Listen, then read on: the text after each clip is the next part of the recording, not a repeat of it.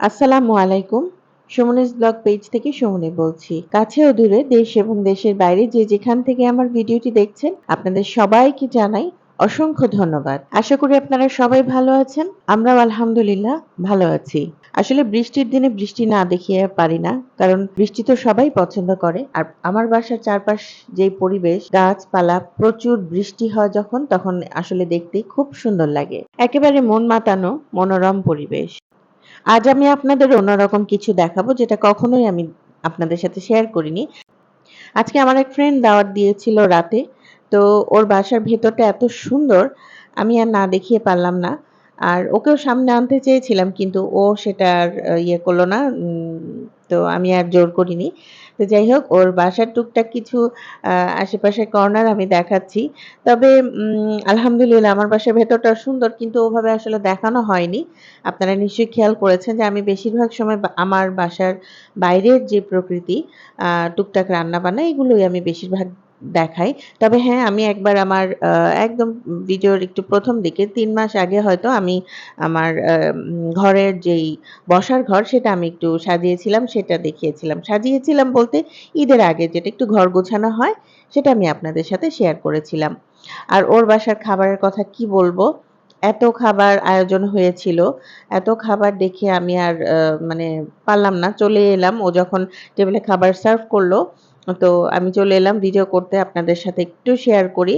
মানে মানুষের যে কত গুণ থাকে, একটা মানুষ কত গুণী হয়, তার ঘর, তার খাওয়া-দাওয়া, তার সবকিছু মিলিয়ে মানে যেন কি বলবো যে অসাধারণ। তাই আমি আপনাদের সাথে একটু শেয়ার করছি। খাবারের টেবিলে অনেক কিছু ছিল। ফ্রাই এগুলা হচ্ছে লইট্টা ফ্রাই এটাকে বলে লইট্টা ফ্রাই। আর এটা তো চিংড়ি ফ্রাই এটা তো জানি। বাকি খাবারের নাম বললাম না। লইট্টা ফ্রাইটা একটু ডিফারেন্ট। আমার কাছে খুব ভালো লেগেছে। আর ভাত খাওয়ার জন্য সে আইটেম করেছিল। শুধু মানে রিচ ফুড যে তা না। আমার কাছে ভাতের আইটেমগুলো যেগুলো করেছিল মাছ, ট্যাংরা মাছ, সর্ষে দিয়ে ট্যাংরা আমার কাছে এত ভালো লেগেছিল একটু ডিফারেন্ট। আর ও যে বড় মাছটা ওটা কোরাল ফিশ এটা আমি প্রায় করি। আমার খুব ভালো লাগে। খুব ইজি রান্না করাটা। আমি একদিন আপনাদের সাথে হয়তো শেয়ার করব। আমার কাছে খুব ভালো লেগেছে। একটু ডিফারেন্ট বলে আমি একটু শেয়ার করলাম।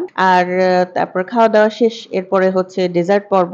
এখানের এই মধ্যের যে ডেজার্টটা মোরব্বার পায়েস সেটা আমি কদিন আগে দেখেছিলাম। আমি ওর বাসায় নিয়ে গিয়েছিলাম। ও খুব মজা পেয়েছে মোরব্বার পায়েস দেখে। তো ও বলছে যে আম এর আগে খাইনি। আজকে খুব মজা হবে এটা দেখেই মনে হচ্ছে। ট্রাই করে দেখি। তো বাচ্চারাও সবাই এখানে আড্ডা দিচ্ছে আমাদের বাচ্চারা। এই যে আমার ছেলে কর্নারে ওকে খুব একটা বললাম না যে ভিডিওতে দেখানো মানে ও পছন্দ করে না।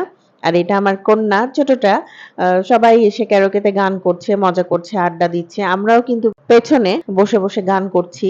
ওদের সাথে বসে আসলে খুব মজাই হয়েছিল সেদিন রাতটা। তো আর ওর রুচির যে পরিচয় মানে এত সুন্দর গোছানো। শুধু যে রান্না তা না, আসলে যে রাঁধে সে কিন্তু চুলও বাঁধে। মানুষটাকে আসলে দেখাতে পারলে ভালো হতো কিন্তু ও সামনে আসতে চাচ্ছিল না। আর এই যে কর্নারে বসে আছে আমার জীবনসঙ্গী আর ওর বাসার বাইরে একটা কোনায় বারান্দা ছোট্ট বারান্দায় এত সুন্দর কর্নার আমার কাছে খুব ভালো লেগেছে। মনে হয় যেন একটা রেস্টুরেন্টে এসেছি। আর সবচেয়ে ভালো লেগেছে আমার কাছে এই পাশের একটা গাছ যেটা কিনা রঙ্গন গাছ। একদম আগের দিনের রঙ্গন গাছ। অনেক বড় আর উপরে মানে একদম আকাশের দিকে তাকাতে হয় ওর রঙ্গন ফুলগুলা দেখতে হলে। আমি ওর বাসায় প্রায়ই আসি এবং আমার খুব ভালো লাগে দেখতে। তো আপনাদের কেমন লেগেছে আমাকে জানাবেন কমেন্ট বক্সে। আশা করি আপনাদের সবার ভালো লেগেছে। আজ এ পর্যন্তই। আল্লাহ হাফেজ।